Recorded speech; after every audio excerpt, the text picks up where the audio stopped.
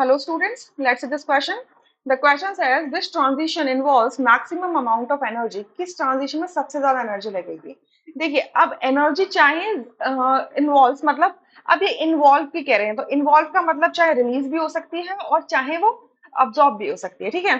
तो ये तभी जब ज्यादा होती है जब आप एक लेस स्टेबल फॉर्म को लीस्ट स्टेबल फॉर्म में कन्वर्ट करने की कोशिश कर रहे हो, तो ठीक है। मतलब बिल्कुल उसी तरीके से है कि ऐसे बोलते हैं ना कि आप कोई चीज परेशान है और कोई चीज आपको ट्रिगर कर दे तो और ज्यादा परेशान कर दे वो चीज, उस केस में मैक्सिमम एनर्जी इन्वॉल्व होती है।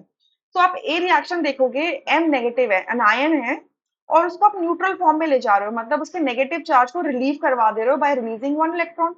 तो यहाँ पर आप ये इजीली इलेक्ट्रॉन रिलीज कर पाएगा, ठीक है।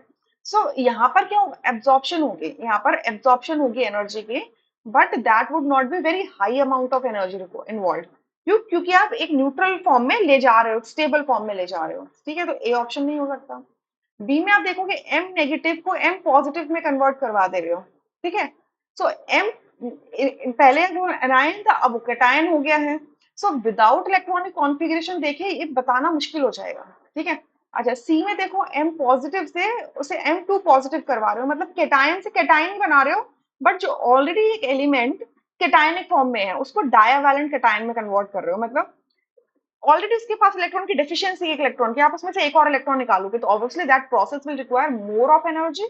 सो ये सारे जो प्रोसेस है ना यहाँ पर एब्जॉर्प्शन ही होगा एनर्जी का, क्योंकि इलेक्ट्रॉन इसमें से निकाले जा रहे हैं, बॉन्ड तोड़ा जा रहा है, electrostatic forces of attraction break हो रही है न्यूक्लियस के बीच में और इलेक्ट्रॉन के बीच में। सो अब देखो थर्ड डी रिएक्शन देखो, यहाँ पे M2 पॉजिटिव एक डायावैलेंट कैटायन है, अब उसको ट्रायावैलेंट में कन्वर्ट करो तो ऑब्वियसली बात है कि जिसके पास दो इलेक्ट्रॉन की डेफिशिएंसी है उसमें से आप और एक और इलेक्ट्रॉन निकालना चाहते हो, तो डी जो रिएक्शन है, डी का जो प्रोसेस है, सबसे ज्यादा एनर्जी इसी में ही इन्वॉल्व होगी, सबसे ज्यादा एनर्जी इसी प्रोसेस को चाहिए होगी, यानी कि ये आपका डी ऑप्शन करेक्ट होगा, रेस्ट ऑप्शन पर इनकरेक्ट। अब ये जो सारे प्रोसेस है ना, इन सारे प्रोसेस में जो एनर्जी इन्वॉल्व होगी उसको कहते हैं आयनाइजेशन एनर्जी या आयनाइजेशन एंथैल्पी, ठीक है।